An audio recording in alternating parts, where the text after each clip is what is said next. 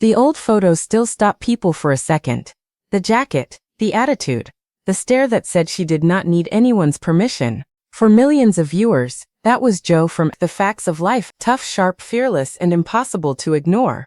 But Nancy McKeon was never just the image fans froze in their minds. The world remembered the image, but the real story was happening somewhere else. And once you look past those familiar photos, you realize why her journey feels so different from the usual Hollywood story.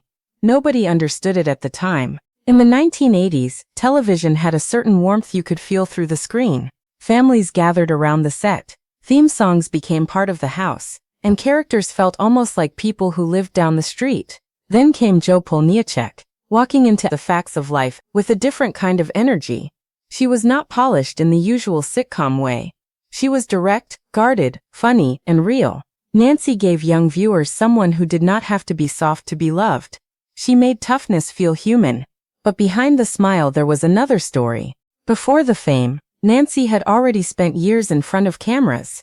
She began as a child performer, doing modeling and commercials, learning early how bright the lights could be. Then suddenly, The Facts of Life turned her into a familiar face across America. But fame can do something strange to a young actor. It can make the world believe it knows you, even when you are still trying to know yourself. Hollywood loved Jo because Jo was easy to understand. Nancy was more complicated. The world saw one thing, but her private life told another. Then something shifted. The show ended, and the easy path would have been to chase the same image again and again. But Nancy did not stay trapped inside one role. She moved into TV movies, dramas, and later series work like The Division. She also stepped behind the camera, producing and directing, proving she was not just a former sitcom star trying to repeat the past. Another turning point came in her personal life, when she married Mark Andrus and built a family away from the loudest parts of fame. And years later she returned to the stage with pen pals, showing that her creative life had never really disappeared. What looked like an ending was actually her first real choice. That is why the shocking photos feel different when you understand the full story. They are not shocking because of scandal. They are shocking because they remind fans how much time has passed, and how much one woman quietly outgrew the image America kept replaying.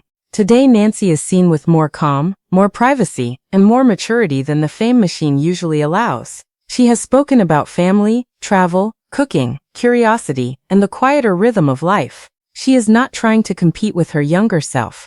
She is living beyond her. Looking back now, the reason feels painfully clear. Nancy McKeon did not disappear because she failed. She stepped back because she chose something steadier than applause. Hollywood froze her in time, but life moved on. The world remembered Jo, but Nancy kept becoming herself, a performer, a mother, a private woman, and a survivor of the kind of fame that often asks too much. Maybe that is why fans still care. Because the faces we remember were never just faces. They were people carrying stories we only understand years later. If you grew up watching stars like her, subscribe, because the faces we remember still have stories worth telling.